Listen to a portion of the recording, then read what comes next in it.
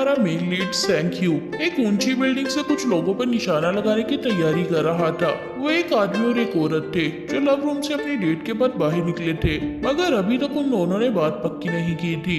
दोनों ही बात करने में झिझक रहे थे, मगर तभी ह्यू उस आदमी के दिल पर गोली चला लेता है। ये गोली एक्चुअली में प्यार की गोली थी, जो दिल पर असर करते ही वो आदमी उस औरत को बेझिझक होकर बता देता है कि मुझे तुमसे प्यार हो गया है। ह्यूक ने उस औरत के दिल पर भी गोली चलाई थी और इसीलिए वो भी फौरन उस आदमी को हाँ बोल देती है। ये देखकर आसपास के लोग लव रूम की बुकिंग करने लग जाते हैं, क्योंकि ये जगह इस बात से मशहूर थी कि यहाँ आने वाले कपल्स की शादी हो जाती है। हमारा मेन लीड ह्यू एक क्यूपिड फेरी है जो अपने 3 साथियों के साथ एक घर में रहता है। वो जब घर आता है तो उसके साथी घर को पूरी तरह गंदा करके गेम्स खेल रहे थे। ह्यू उन्हें डांटता है और घर की सफाई करने लग जाता है और सबके लिए खाना लगा देता है। पिछले 500 साल से ये लोग काम कर रहे हैं जो खत्म ही नहीं हो रहा कि हम वापिस अपनी दुनिया इसीलिए नहीं जा पा रहे क्योंकि हमारा तीर पूरी तरह गोल्डन नहीं हो रहा। अगली सुबह हमें एक एनिमल क्लिनिक दिखाया जाता है जहाँ हमारी फीमेल लीड रियून होती है जो कि जानवरों की डॉक्टर है। वो काफी प्रीटी है, इसलिए जो लोग उसे अपने जानवर दिखाने लाते हैं वो उसे प्रपोज भी कर देते हैं, मगर वो किसी को हाँ नहीं बोल सकती क्योंकि बचपन से ही उसके साथ एक बैड लक है। जो भी लड़का उसे डेट करता है वो मरते मरते बचता है। पहले बॉयफ्रेंड की उंगली टूट गई थी, 17 साल वाले बॉयफ्रेंड पर बिजली गिर गई थी, 22 साल वाला बॉयफ्रेंड सीढ़ियों से गिर गया और 24 साल वाले बॉयफ्रेंड के गले में एक रिंग फंस गई। 3 साल पहले ये और इसके एक फ्रेंड एक टैरोट कार्ड रीडर के पास ये पूछने गए थे कि रियोन को डेट करने वाले हर लड़के के साथ कोई हादसा क्यों हो जाता है। वो आदमी कार्ड्स देखकर बताता है कि तुमने अपने पिछले जन्म में कोई बहुत बड़ा गुनाह किया था, उसी की सजा तुम 500 साल से भुगत रही हो। हर जन्म में तुम्हारी शादी नहीं होती, लेकिन इस बार मैं तुम्हारी जिंदगी में एक आदमी को आते हुए देख रहा हूँ। उससे मिलने के लिए तुम्हें एक पहाड़ पर जाना होगा। 1000 दिन तक तुम्हें लगातार अपने गुनाह की माफी मांगनी है। 1000वें दिन एक आदमी तुम्हारे पास आएगा जिसे तुम्हारा पास्ट पता होगा। तभी वो आदमी रियोन को 2 नंबर्स बताकर कहता है कि 3 जख्मी होंगे, एक मर जाएगा। ये सुनकर जब वो दोनों बाहर आती हैं, तो वहाँ 2 गाड़ियाँ आपस में टकरा जाती हैं और उनका बहुत भयानक एक्सीडेंट हो जाता है। हादसे में 3 लोग बहुत जख्मी और एक आदमी की मौत हो जाती है। रियोन ये देखकर हैरान हो जाती है कि उस टैरोट रीडर ने जो नंबर बताए थे वो उन्हीं 2 गाड़ियों के नंबर्स थे और उसने तब से रोज पहाड़ पर चढ़कर अपने गुनाहों की माफी मांगना शुरू कर दी। रियोन घर में अपनी फ्रेंड के साथ खाना खाते हुए बताती है कि आज मुझे 993 डेज हो गए हैं। अगले दिन चारों क्यूपिड लव रूम आते हैं जहाँ का मालिक उन लोगों को उनके नए क्रेडिट कार्ड्स देता है। मिस्टर पार्क उन लोगों को बताता है कि आपको इसे जितना यूज करना हो कर सकते हो। यहाँ दिखाया जाता है कि मिस्टर पार्क के दादा ने मरने से पहले उसे बताया था कि हमारे बाप दादा क्यूपिड फेरिस के रखवाले हैं, उन्हीं की वजह से हमारा लव रूम इतना कामयाब है। तुम्हें भी अब से उन फेरिस का ख्याल रखना है और वो तुम्हारी मदद करेंगे। शाम को ह्यूक अपनी गाड़ी निकाल कर घर जाने लगता है, मगर किसी और की गाड़ी उसके आगे खड़ी थी। वो अपनी गाड़ी निकाल नहीं पाता, इसलिए पास के होटल में चला जाता है और गाड़ी का नंबर बताकर पूछता है कि ये गाड़ी किसकी है। रियोन भी ड्रिंक करके उसे होटल में बैठी हुई थी। दोनों की तरफ से एक दूसरे पर पड़ जाती है। रियोन उठकर ह्यूक की तरफ बढ़ने लग जाती है और उसे हनी कहकर बुलाती है, मगर फिर वहीं गिरकर बेहोश हो जाती है। होटल की मालिक भाग कर आती है और ह्यूक से कहती है कि उसने तुम्हें हनी बोला, अब उसे तुम ही लेकर जाओ। वो बोलता है कि मैं इसका बॉयफ्रेंड नहीं हूँ। ये सुनकर वहाँ बैठे सारे लड़के कहने लग जाते हैं कि इसे हम ले जाते हैं क्योंकि हम इसके बॉयफ्रेंड्स हैं। इस पर मजबूरी में ह्यूक रियोन को उठा लेता है। ह्यूक को जब उसका एड्रेस नहीं मिलता तो वो रियोन को कहीं और छोड़ने का सोचता है। बाद में पहाड़ पर एक औरत अपने डॉग के साथ हाइकिंग कर रही होती है। वो डॉग एक जगह कुछ सूंघ रहा था। औरत आकर देखती है तो उस जगह एक लाश का स्केलेटन दफन था। वो औरत काफी डर जाती है और फिर पुलिस को वहाँ बुलाया जाता है। पुलिस उस जगह की खुदाई करती है तो वहाँ से 1 से ज्यादा लाशें मिलती हैं। लाशों के पास उनका बैग भी था जिसमें पैसे और बुक्स भी थी। वहाँ से कुछ और सामान भी मिलता है। पुलिस टेस्ट करके पता लगाती है कि ये स्केलेटन्स एक हाई स्कूल गर्ल्स केस में गुम होने वाली लड़कियों के हैं। यह खबर टीवी पर आती है कि ये लड़कियां 1993 में गायब हुई थी और काफी सारी इन्वेस्टिगेशन के बाद भी नहीं मिली और ना ही उनका कातिल पकड़ा गया। अगली सुबह जब रियोन की आंख खुलती है तो वो पुलिस स्टेशन में सोई हुई थी। तभी ह्यूक को पुलिस स्टेशन से कॉल आती है और उसे बताया जाता है कि पुलिस को जियूम की लाश मिली है। ये सुनकर वो बहुत दुखी होता है। ऑफिसर उसे वहाँ बुलाकर बताता है कि जियूम के साथ जितना सामान भी सबूत के तौर पर यूज हो सकता था वो गल सड़ गया है। अभी भी उसके कातिल को पकड़ना बहुत मुश्किल है। ये सुनते ही वो काफी दुखी हो रहा था और उसे वो सामान देखते हुए ज्यों की याद आती है।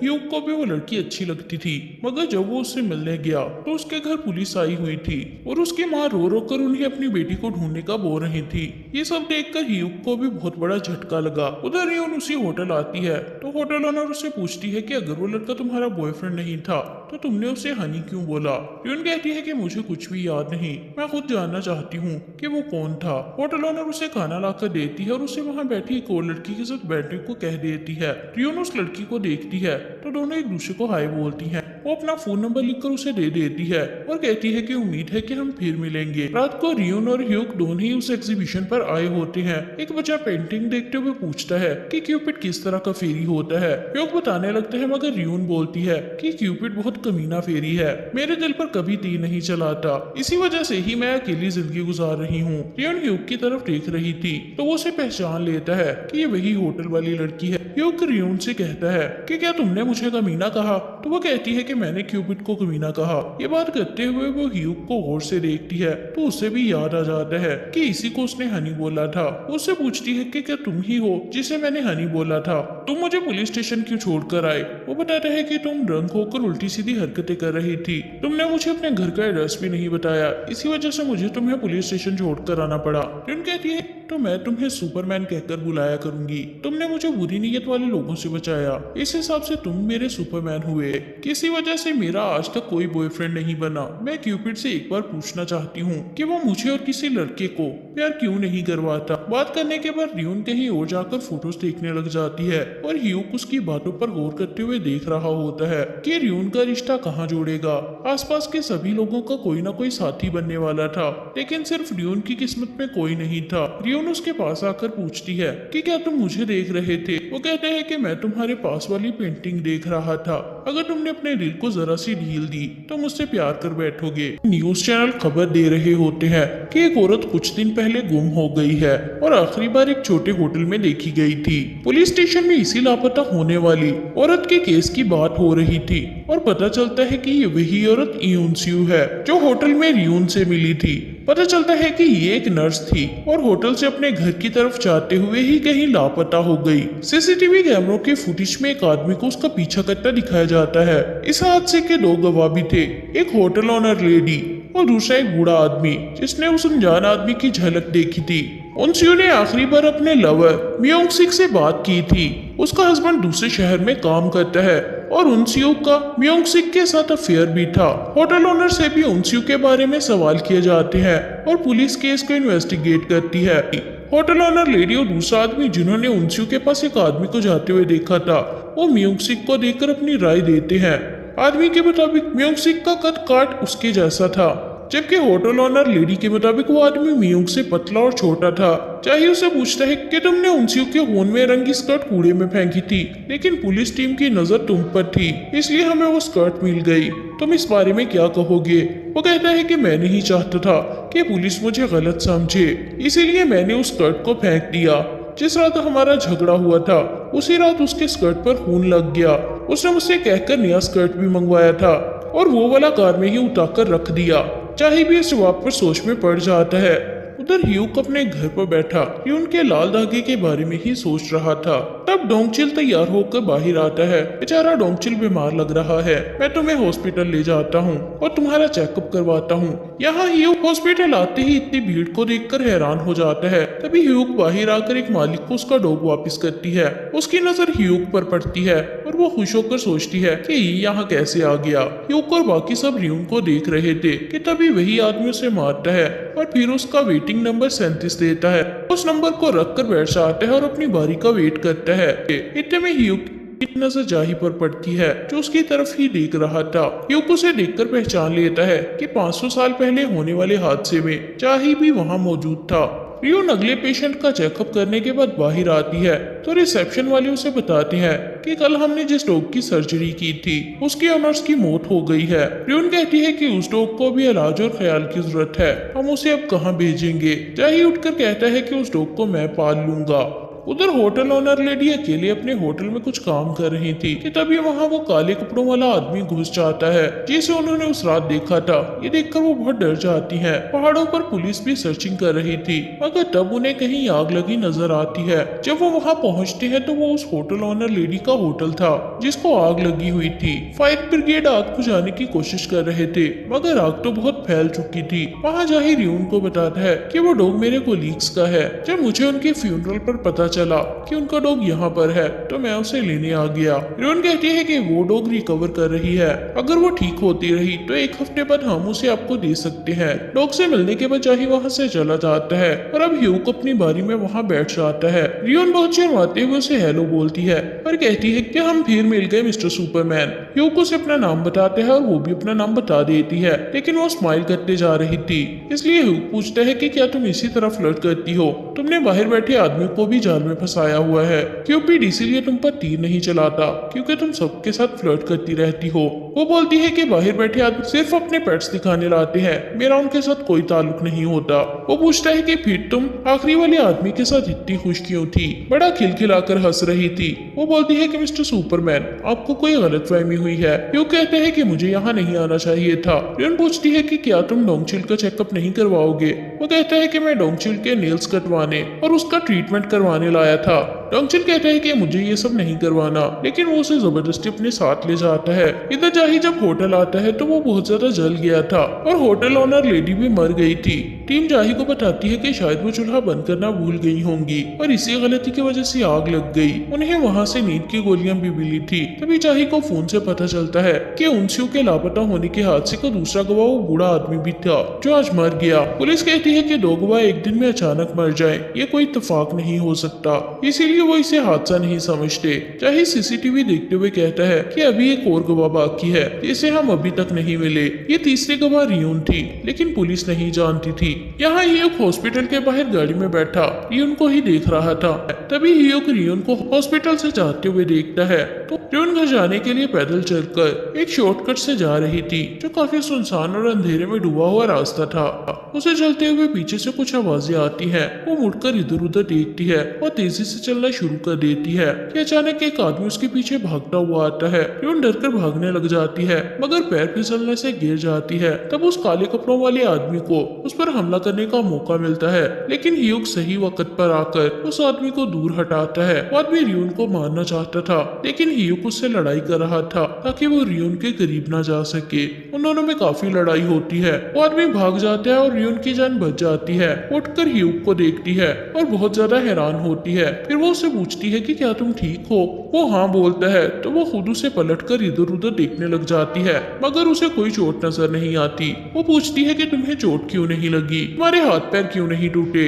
ह्यूक पूछता है कि क्या तुम चाहती हो कि ऐसा हो जाए? रियून कहती है कि तुम्हें इतनी चोट लगनी चाहिए थी कि तुम्हें 50 हफ्ते हॉस्पिटल में रहना पड़ता। ह्यूक कहते हैं कि तुम ये सब क्या बोले जा रही हो? वो कहती है कि हमेशा ऐसा ही हुआ है। मेरे करीब आने वाले लड़कों पर कभी बिजली गिर जाती है, कभी गले में कुछ फंस जाता है या कोई गिरकर बहुत ज्यादा जख्मी हो जाता है, कोई मरने तक भी पहुंच जाता है, लेकिन तुम्हें कुछ नहीं हुआ। ये बोलकर वो उसे चेहरे से पकड़कर हैरानी से देखने लग जाती है। रियून उसे पकड़कर बोलती है कि तुम्हारा तो खून भी नहीं निकला, ये तो मिरेकल हो गया। वो एक्साइटेड होकर उसे गले लगा लेती है और थैंक यू बोलने लग जाती है और उसे चूम लेती है। फिर जब उसे अपनी गलती का एहसास होता है तो उसे पीछे हटाकर सॉरी बोलती है। वो फिर पूछती है कि वो आदमी कौन था और तुम मुझसे लड़ क्यों रहे थे? ह्यूक कहता है कि वो आदमी तुम पर हमला करने आया था और मैंने तुम्हें बचाया। ये सुनकर वो कहती है कि मैं तुम्हें चोट न लगने की वजह से इतनी खुश थी कि सारी बात ही भूल गई। ह्यूक कहता है कि शायद वो कोई स्टॉकर होगा, तुम पॉपुलर हो इसलिए वो तुम्हारे पीछे पड़ गया। वैसे तुम इतने सुनसान रास्ते से क्यों जा रही थी?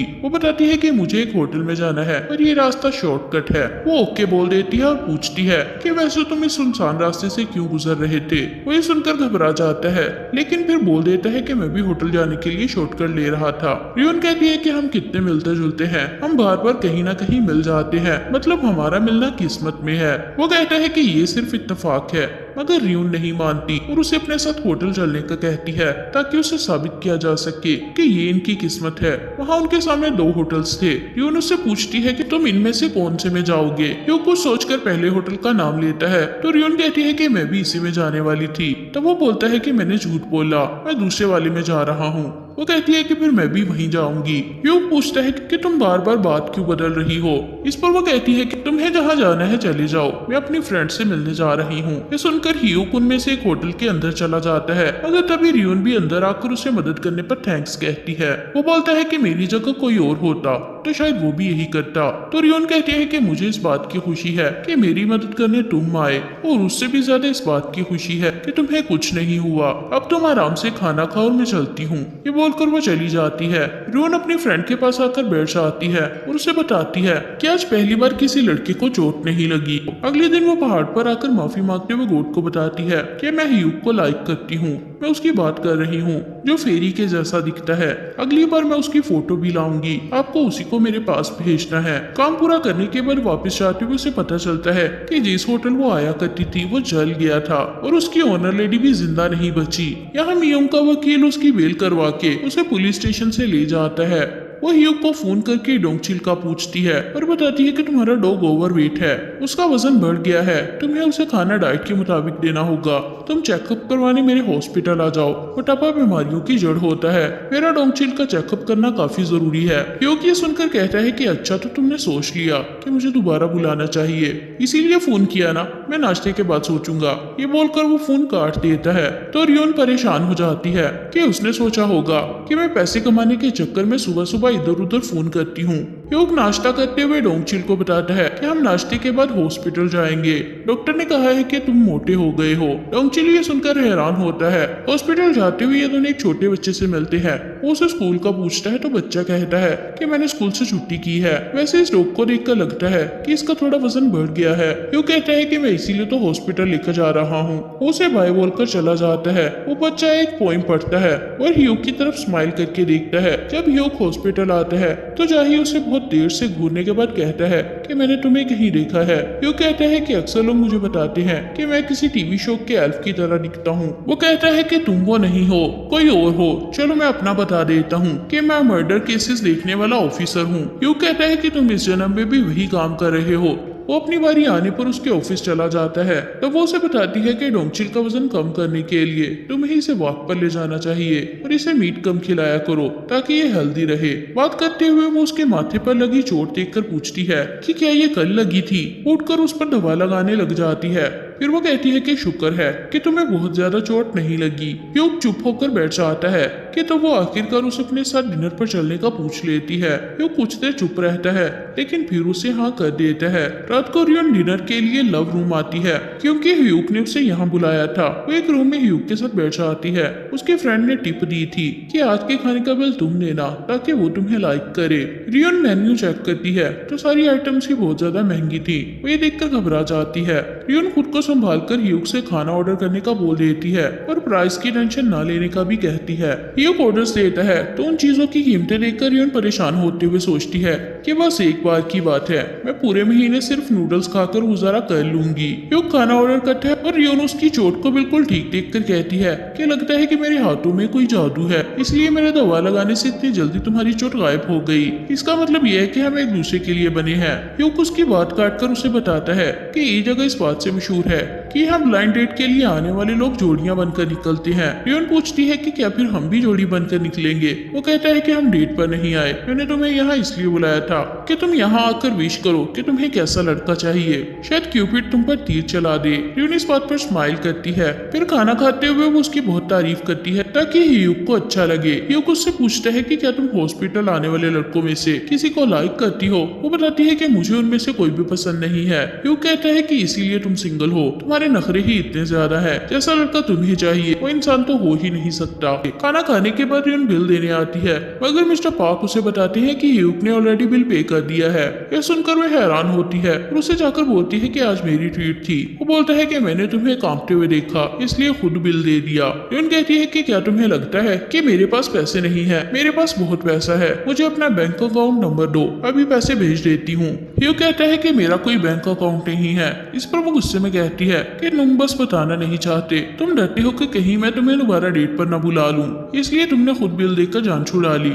ये कहकर वो बहुत गुस्से में वहाँ से चली जाती है। घर आकर वो सोचती है कि वो बार बार मुझसे पूछ रहा था कि मैं किसी और लड़के को लाइक क्यों नहीं करती। इसका मतलब वो चाहता है कि मैं दूसरे किसी लड़के को लाइक करूं, उसको नहीं। ये बात करते ही वो बहुत फ्रस्ट्रेट हो जाती है। उधर ह्यूग भी गुस्से में कह रहा होता है कि उसने मुझ पर गुस्सा किया, हालांकि मैंने उसे खाना खिलाया। अब तो मैं उस पर कभी तीर नहीं चलाऊंगा, तुम अपनी जिंदगी अकेली ही गुजारोगी। रियोन और ह्यूग दोनों अपने अपने घर में एक दूसरे का सोचकर बहुत गुस्सा हो रहे थे। फिर रियोन उठकर कहती है कि तुम प्यार नहीं करना चाहते ना, अब तो मैं बाकी दिनों में प्रे करके तुम्हें ही मांगूंगी। अगले दिन रियोन फिर से माफी मांगती है और प्रे करती है कि मुझे ह्यूग मिल जाए। फिर वो कहती है कि मुझे जल्द से जल्द उसकी फोटो लेकर आनी होगी। वहाँ डोंगचिल अपने दो साथियों को बता रहा था कि हम जिस हॉस्पिटल में गए थे वहाँ की डॉक्टर ने बहाने से ह्यूग को वहाँ बुलाया और वो मुझे लेकर चला भी गया। उसने ह्यूग के सर पर बड़े प्यार से दवा भी लगाई। उनके बीच कुछ ना कुछ तो जरूर है। पाल भी हाँ बोलता है। डोंग ये सुनकर कहता है कि उनके बीच क्या हो सकता है। मुझे इंसानों की ये बात समझ नहीं आती कि वो सबके साथ बराबरी वाला सलूक क्यों नहीं करते।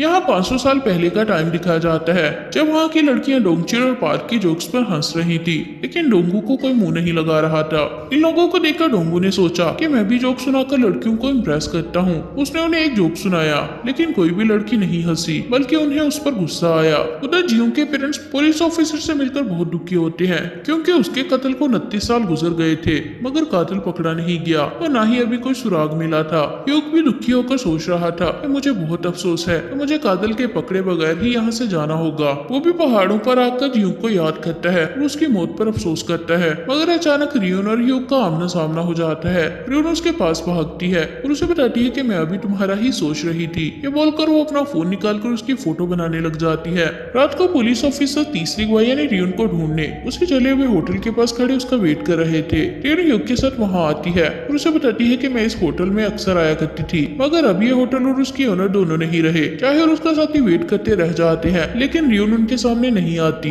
बाद में चाहे खाना खाते हुए अपनी टीम को बताता है कि मेरे साथ बचपन से ऐसा होता है कि मुझे अलग अलग चेहरे नजर आते हैं, उन लोगों के चेहरे जिन्हें मैं नहीं जानता। कुछ ऑफिसर तो इस बात को सीरियस नहीं समझते, जबकि एक ऑफिसर कहता है कि शायद आपको अपना पिछला जन्म याद आता है। वो ये सुनकर हैरान होता है और इस बारे में सोचने लग जाता है। दूसरी तरफ रियोन ह्यूग को बता रही थी कि पता नहीं मैंने पिछले जन्म में ऐसा क्या किया है कि मुझे सजा मिली कि मेरा कोई जीवन साथी ना बने, इसलिए जो भी लड़का मेरे करीब आता है उसे चोट लग जाती है। मुझे किसी ने कहा था कि अगर मैं 1000 दिन तक पहाड़ पर जाकर अपने गुनाह की माफी मांगू तो सब ठीक हो जाएगा। मुझे वहाँ जाते हुए 997 दिन हो गए हैं। मैंने मौसम या हालात देखे बिना अपने दिन पूरे किए हैं। बाद में रियोन और ह्यूग वापस जाने के लिए ड्राइवर का वेट कर रहे होते हैं। यहाँ जब ह्यूग के पास ड्राइवर आता है तो वो उसे अपनी कार की कीज देता है, लेकिन तब वो उसके हाथ पर लगी चोट का निशान देखकर उसे दबोच लेता है। फिर वो उसे पूछता है कि क्या तुम वही हो ना जो सुनसान सड़क पर रियोन पर हमला करने आया था? मैंने उसके हाथ पर यही निशान देखा था जो तुम्हारे हाथ पर है।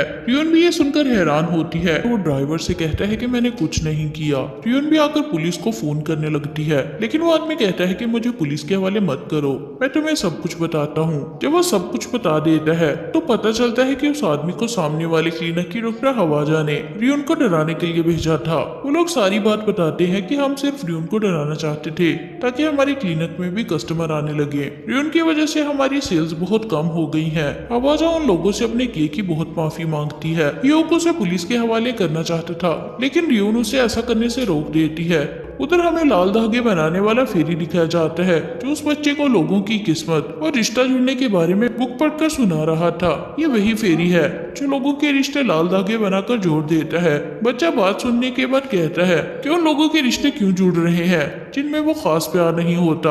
आजकल तो तलाक बहुत ज्यादा होने लगी है और मेरे अपने पेरेंट्स ने भी इसी वजह से तलाक ले ली। वो बच्चा अपनी राय यही देता है कि रिश्ता उन्हीं का जुड़ना चाहिए जिनमें प्यार हो। सैमसन उसकी बातों पर मुस्कुराता है और कहता है कि तुम्हारी बातें मुझे किसी की याद दिला रही है। तब सैमसन 500 साल पहले वाले ह्यूग को याद करता है। यहाँ उस टाइम के किंग का महल भी दिखाया जाता है।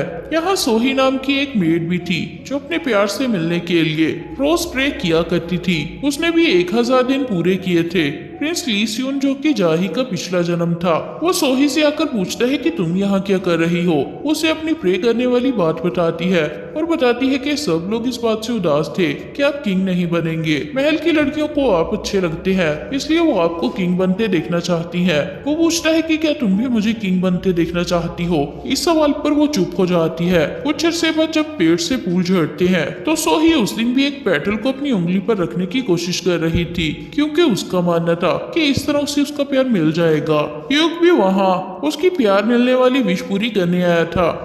जब वो ये सब कर रही थी तो प्रिंस ली सियोन वहां आकर उसे देखकर मुस्कुराता है। उन दोनों के बीच ये सब देखकर ह्यूग ने उसे प्यार करवाने का सोच लिया था। ह्यूग उन दोनों को प्यार करवाने के लिए तीर चलाने लगता है, लेकिन सोही को उसी टाइम फूल की पेटल मिल जाती है और वो मुस्कुराकर बोलने लग जाती है कि मुझे मेरा प्यार मिल गया। ह्यूग जब ये सुनता है तो उसका ध्यान भटक जाता है और उसका तीर उड़कर उसी के अपने दिल पर चल जाता है। इस तीर की असर से उसे सोही से प्यार हो गया था। कुछ अरसे के बाद जब किम की मौत हो गई तो प्रिंस ली सियोन को किंग का ओहदा संभालना पड़ा, क्योंकि वो उस टाइम बड़ा बेटा था। छोटे प्रिंस की मॉम और क्वीन ने इस बात पर गुस्से में आकर अपने आदमियों को ऑर्डर दे दिया कि प्रिंस ली सियोन को मरवा दो ताकि मेरे बेटे के अलावा और कोई किंग ना बने। सोही ने क्वीन की साजिश सुन ली थी। वो प्रिंस ली सियोन को बताने भागती है, लेकिन क्वीन के आदमियों को भी पता चल गया था कि सोही ने उनकी बातें सुन ली है। वो उसके पीछे भागने लगे और उसे खत्म करने के लिए उस पर तीर चला रहे थे। सोही बहुत दूर तक भागती है, मगर एक जगह पर उसे तीर लग जाता है और वो पहाड़ से नीचे गिर जाती है। वो मरने ही वाली थी, लेकिन ह्यूग ने आकर उसे बचा लिया था। उसने बेहोशी की हालत में अपनी आंखें खोलकर उसे देखा। ह्यूग उसे जमीन पर ले आया और अगली सुबह तक उसका इलाज किया। सोही ह्यूग को देख नहीं सकती थी, इसलिए वो उठकर सोचने लग जाती है कि मुझे यहाँ कौन लाया होगा। फिर जब उसे प्रिंस के खिलाफ होने वाली साजिश याद आती है तो वो उठकर उसे इस बारे में बताने निकल पड़ती है। ह्यूग भी उसके पीछे पीछे चल रहा था, मगर तब सैमसन वहाँ आया और ह्यूग से कहा कि सोही और प्रिंस ली सियोन अगले जन्म में मिलेंगे, तुम उनके बीच मत आना। कल रात उस लड़की को पहाड़ से गिरकर मरना था, लेकिन तुमने उसे बचाकर किस्मत से लड़ाई मोल ले ली। सैमसन उसे अपने साथ ले गया और बोला कि इंसान और फेरीज एक नहीं हो सकते। तुम उस लड़की से प्यार नहीं कर सकते और ना ही किस्मत को बदल सकते हो। उसने ह्यूग और उसके साथियों को भी वहां बुलाकर एक आग के घेरे में बंद कर दिया। बाकी सब तो सैमसन से डर गए थे, लेकिन ह्यूग सोही से दूर होने को तैयार नहीं था। वो आग के घेरे से निकलने के लिए आगे बढ़ने लगा। उसके साथी उसे देखकर समझ गए कि ह्यूग पर उसका अपना तीर चल गया है। ह्यूग सोही तक जाने के लिए उस आग में से गुजर गया, जिस वजह से उसके पंख जल गए। दूसरी तरफ ह्यूग रियोन के पास आकर पूछता है कि तुम प्यार करना चाहती हो ना। वो हाँ बोलती है तो ह्यूग उसके कंधे पर हाथ रख के कहता है कि जिसका तुम्हें इंतजार था वो मैं ही हूँ। रियोन ये सुनकर हैरान होती है और भी पूछती है कि क्या वाकई में वो तुम हो जिसका मैंने सालों तक इंतजार किया। वो कहता है कि हाँ तुम सही समझी, वो मैं ही हूँ जो तुम्हारे लिए लड़का ढूंढ कर लाएगा। ये सुनकर रियोन के अरमानों का खून हो जाता है। वो गुस्से में वहां से चली जाती है। उधर ह्यूग अपनी लिस्ट में से एक लड़के को पसंद करके रियोन को उसकी फोटो और डिटेल्स भेज देता है ताकि रियोन उस लड़के को देख ले। वो अपने फोन पर उस लड़के की फोटो देखकर कहती है कि ये तो हैंडसम लड़का है, उसने मुझे अपने से कम हैंडसम लड़के की फोटो नहीं भेजी, मतलब वो वाकई मुझे किसी और लड़के से मिलवाना चाहता है। वो गुस्से में आकर उसे रिप्लाई करती है कि मैं इस लड़के को रिजेक्ट करती हूँ क्योंकि ये एक्ट्रेस जैसा नहीं लगता। ह्यूग कहता है कि मैं एक्टर जैसा लड़का कहाँ से लाऊं, ये तो हद से आगे बढ़कर मांग रही है। रियोन भी कह रही थी कि तुम जिसे भी लाओगे मैं उसे रिजेक्ट कर दूंगी। उधर जाही अपनी टीम मेंबर्स को फोन करके पूछता है कि क्या तुम लोग मियोंग पर नजर रख रहे हो। ऑफिसर बताता है कि हाँ, मियोंग अभी बिल्डिंग से निकल रहा है। जाही बताता है कि एक और इंसान की मौत हो गई है जिसने वो अम्ब्रेला खरीदा था, उस लड़की को किसी ने मार दिया है। उधर जब रियोन अपने अपार्टमेंट के बाहर आती है तो वहाँ पुलिस और लोग जमा थे। रियोन की फ्रेंड उसे बताती है कि हमारी बिल्डिंग की एक लड़की ने सुसाइड कर ली है। अगली सुबह ह्यूग ऑफिसर डासिक को फोन करके पूछता है कि जो औरत अभी कुछ दिन पहले लापता हुई है क्या मुझे उसका एड्रेस मिल सकता है। डासिक कहता है कि क्या तुम्हें लगता है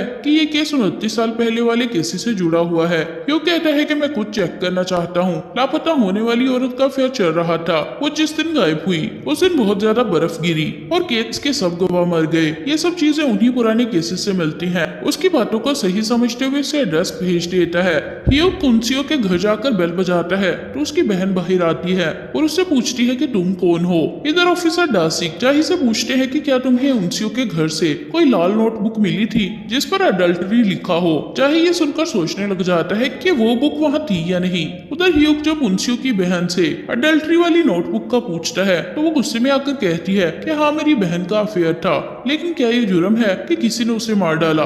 वो गुस्से में ह्यूग को वहाँ से चले जाने को बोल देती है जिस वजह से वो सच नहीं जान पाता। बाद में जाही अपने ऑफिस आता है तो उसे पता चलता है कि कोई उनसियों के केस के बारे में उसे कुछ बताने आया है। वो आगे जाता है तो पता चलता है कि वो आदमी ह्यूग है। दोनों एक दूसरे को देखकर हैरान हो जाते हैं। ये दोनों बैठते हैं और ह्यूग उसे 1993 में लापता होने वाली लड़कियों के केस के बारे में पूछता है। जाही बताता है कि मैं उस केस के बारे में जानता हूँ, हाल में ही उन लड़कियों की लाशें मिली हैं, इसलिए उनका केस भी हमारी टीम के पास है। ह्यूग बताता है कि ये केस 1993 वाले केस से मिलता है। वो उस टाइम लापता होने वाली सारी लड़कियों की डिटेल्स वाले पेपर दिखाकर बताता है कि ये सब लापता होने वाली लड़कियां बर्फीली रातों में लापता हुई। उस टाइम किसी ने नोटिस नहीं किया। ये सब लड़कियों का कत्ल आपस में जुड़ा हुआ है। एक साल बाद पता चला था कि सब मरने वाली लड़कियों के पास कातिल ने 24 घंटे पहले एक लाल नोटबुक भिजवाई थी जिस पर लिखा हुआ था कि उस लड़की को कातिल ने किसी गुनाह की सजा दी है। 500 साल पहले वाले टाइम में औरतों को ये काम करने पर सजा दी जाती थी और उन्हें गुनाह माना जाता था। कातिल ने गोसप करने, बात ना मानने, चोरी करने और किसी बीमारी की सजा उन लड़कियों को दी थी। उसने 5 लड़कियों को मारने के बाद कत्ल करना बंद कर दिया, लेकिन अब वो फिर से औरतों को कत्ल करके उन गुनाहों की सजा देगा। बीमारी, अडल्ट्री और जेलसी बाकी 3 गुनाह है। अगर उनसियों को भी उसी कातिल ने मारा है तो उसके घर में भी अडल्ट्री वाली नोटबुक होगी। कंफर्म करने के लिए उस बुक को ढूंढो, वरना तब वो कुछ और लोगों को भी लापता कर देगा और गवाहों को भी मार देगा। इसलिए गवाहों को मत ढूंढो, सिर्फ कातिल को पकड़ो। जाही ह्यूग की बातें सुनने के बाद कहता है कि तुम 1993 वाली केसेस के बारे में बहुत कुछ जानते हो, लेकिन तुम तो खुद पैदा ही 1994 में हुए थे, तो फिर तुम्हें उन केसेस की इतनी डिटेल्स कैसे पता है, तुम्हारे पैदा होने से पहले की हैं। ह्यूग कहता है कि वो कातिल हैवी स्नोफॉल वाले दिन किसी और को लापता कर देगा। जाही कहता है कि क्या तुम जासूसी वाली फिल्में देखकर आए हो? तुम्हारी ये लाल नोटबुक्स और 7 गुना, पुलिस इन चीजों को सबूत नहीं मानती। मेरे पास तुम्हारी बेतुकी बातों के लिए टाइम नहीं।